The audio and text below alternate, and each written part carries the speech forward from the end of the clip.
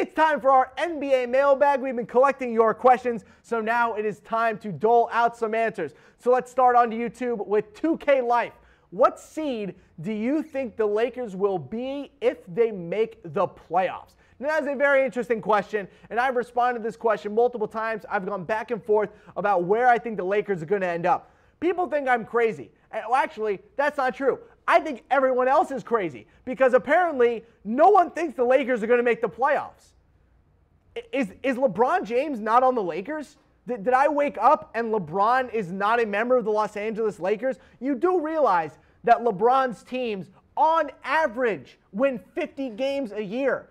He has had way worse teams or way worse rosters than this Lakers team and still won 50 games. I get that the West is better. I totally understand. But the West is better because LeBron is there. That's why the West is better. And the Lakers are going to win 50 games this year. They're absolutely going to win 50 games this year. LeBron, Lonzo Ball, Brandon Ingram, Kyle Kuzma, Josh Hart, JaVale McGee, Lance Stevenson. This is a fun team. This team is going to win a lot of games. They're going to feast on the Eastern Conference, and they're going to feast on the bottom half of the West. This is a 50-win roster for my money. I have them as my number 3 seed in the Western Conference right now. But going back and forth between them and the Jazz. But for me, Lakers coming in at number 3. Let's go to our next question. Maisha Henderson on YouTube, thank you for your question. Do you think the Lakers can win 50 or more games? Absolutely. Absolutely. And we can have my prediction up here now. My prediction for the Lakers record this year, 51-31. They're going to win 50 games. Why wouldn't they? Guys, this is LeBron James. LeBron James, who just bought a team whose second best player was a bad Kevin Love, whose third best player was Jeff Green, Tristan Thompson, Jordan Clarkson. Who the hell was the third best player on the Cavs team last year? They still won 50 games.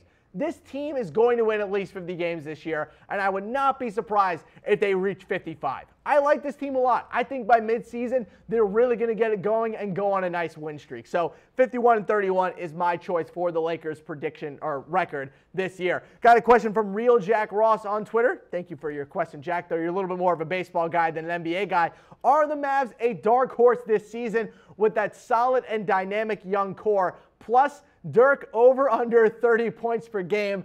I say over. I have an amazing Dirk quote, by the way, that I need to bring up. So a kid had a Dirk Nowitzki basketball camp asked Dirk if he was going to break Wilt Chamberlain's record. The record that Wilt Chamberlain scored 100 points in a game. Dirk responded and said, quote, "I'm not sure you watched me play last year."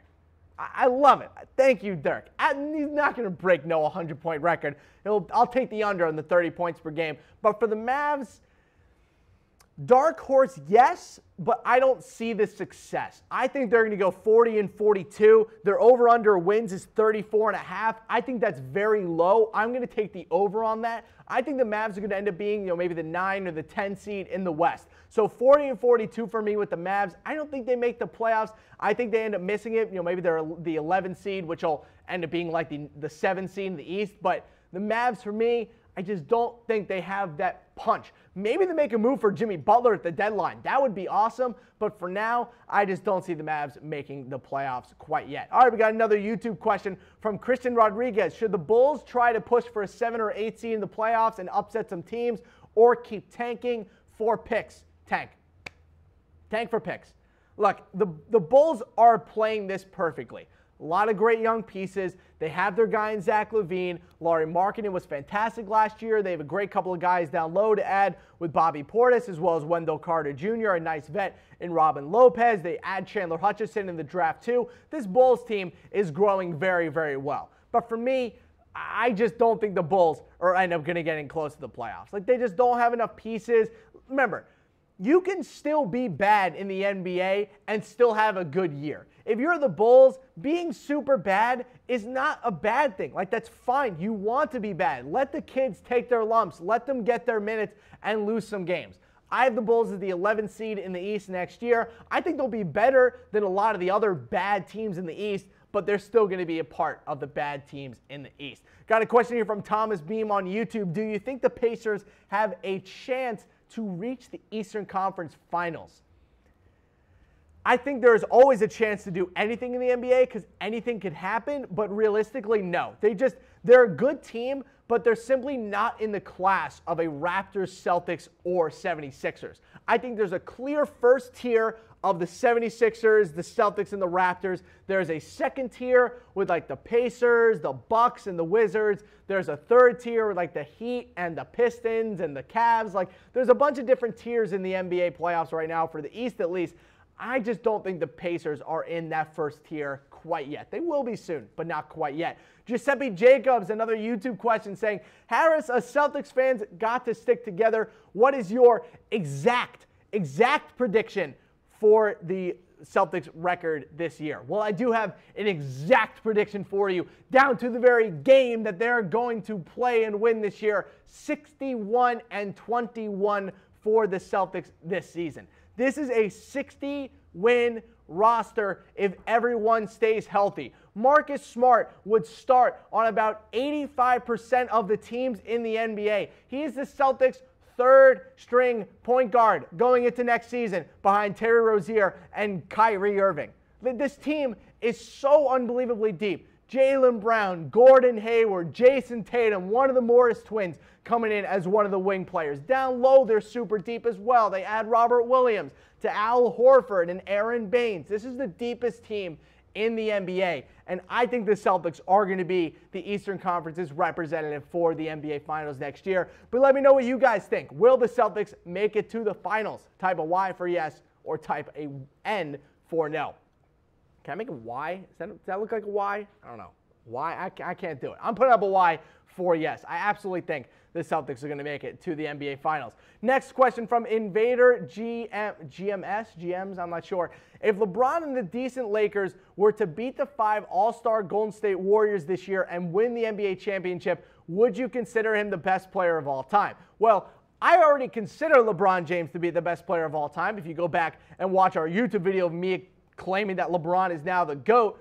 But if he does actually beat them, I don't think there's an argument against it. I mean, if he beats the Warriors one more time over the next 2 to 3 years, absolutely he's the GOAT. And I already have him as the GOAT. Because sometimes, guys, on everything that goes on a basketball court, it obviously matters. You guys care way more about the 6 rings and 6 trips to the finals with Michael Jordan.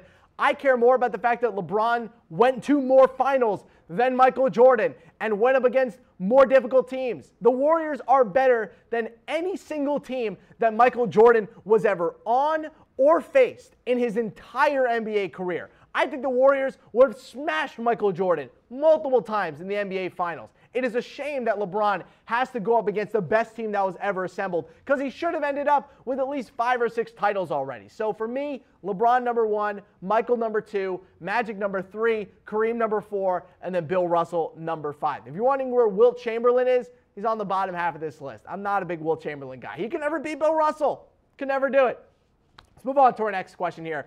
Tute4TV says, if the Warriors dynasty continues for 2 to 3 years, does it diminish LeBron's legacy? My opinion, it does. How can you be the GOAT when there's several other players in your era with more rings than you? I don't think it diminishes his legacy because I think he's done everything in his power to take down the Warriors, including, remember, he beat the best iteration of the Warriors. I understand that adding Kevin Durant made them a different monster, but in theory, I mean, he beat the 73-win Warriors in the NBA Finals and finally had his iconic finals moment with the block against Andre Iguodala. I don't think it diminishes his legacy. I think it defines LeBron's legacy. The fact that he was able to beat the Warriors, the best team ever assembled, was able to beat them and go up against them in the finals 4 straight years with just terrible rosters. Terrible rosters, especially the past 2 years. LeBron has dragged the Cavs to the finals, especially last year. I don't really care who has more rings. I mean, there are plenty of players in the NBA who have more rings than others and aren't considered. I mean, Kareem Abdul-Jabbar has more rings than Magic Johnson, but I still consider Magic Johnson to be a better player all time. Like, I don't think the total amount of rings matters as much as we really say it does. But again, that's more of a personal thing. So I say no, it doesn't diminish his legacy. Bray is back in our mailbag asking if the Jazz make the playoffs, what seed do you think they end up with? Well, I mentioned this with the Lakers, that I keep switching them and the Jazz at the 3 and the 4 seed in the West. But as of today, as of right now, I have the Jazz as the 4th seed in the West going into next season. People say I'm way too high on the Jazz. Go watch their games last year, guys. Like seriously, go watch the Utah Jazz from last year. They were incredible. They were an amazing defensive team. Their offensive system was just electric. Donovan Mitchell blew everyone out of the water. They have the best rim protector in the NBA in Rudy Gobert. They have an incredibly deep roster and one of the 3 best coaches in basketball with Quinn Snyder. What's the issue here? Like, what am I missing? Why are people so against the Utah Jazz? They have a star player. They're an incredible defensive team, and they have the head coach. Like, what are we missing here at the Jazz? Why is everyone telling me that the Thunder, who have never, even with Kevin Durant, have never been able to successfully have consistency as an NBA franchise, is all of a sudden going to be better this year than last year with a worse roster? I don't understand it. I think the Jazz are a better team, so I have the Jazz as my number 4 team in the West. Bray again with another question because, we appreciate his viewership so much. Do you think the Warriors can break the 75-win record this season? I do not. 75 wins is a lot, guys. Like, that's a lot of wins in an NBA season. Remember, there's only 82 games in every single NBA season. So basically, in order to win 75 games, they would have to go 75-7. I know, that's some really difficult math, subtracting 7 from 82. But they would have to go 75-7 in order to hit that record. And to be totally honest, I don't think the Warriors care. Like, I don't think the Warriors care at all about some regular season win record. They already broke the regular season win record, and look what that gave them. All it did was then make them more tired for an NBA Finals that they should have won, and they ended up running out of steam and losing to LeBron James. So I think the Warriors are totally fine only winning 59 or 58 games this year. Maybe they don't even hit 60 like they did last year. The Warriors don't care. It is about titles. It is about winning their 3rd straight title. It's about the three-peat. It is about getting over their locker room issues that we reported on. It is about getting over another LeBron James hump now that he's in the Western Conference. They will have a different competitor in the NBA Finals this year. Could be the Celtics, could be the 76ers, could be the Raptors. That's who they're focused on. They're not focused on some random regular season record. So let me know in the comments section. Type in A if you think the Warriors will have over 62.5 wins this year, or type B if you think they will have under 62.5 wins. I'm slamming that B, people. I'm slamming the B. Under. Absolutely under. There's no way that this Warriors team is going to win over 62 games. They're just not going to have the energy for it, and I don't think the effort is going to be there either. And if you're wondering why I look so good today, it's because I'm wearing a Miz in the Main shirt. Head to comfortable.af because these shirts are comfortable as F, made with performance fabric, the best Oxford button-down shirts that I have ever worn. So that's going to do it for NBA Weekly today. We'll see you guys on Tuesday morning, but for now, we'll see you.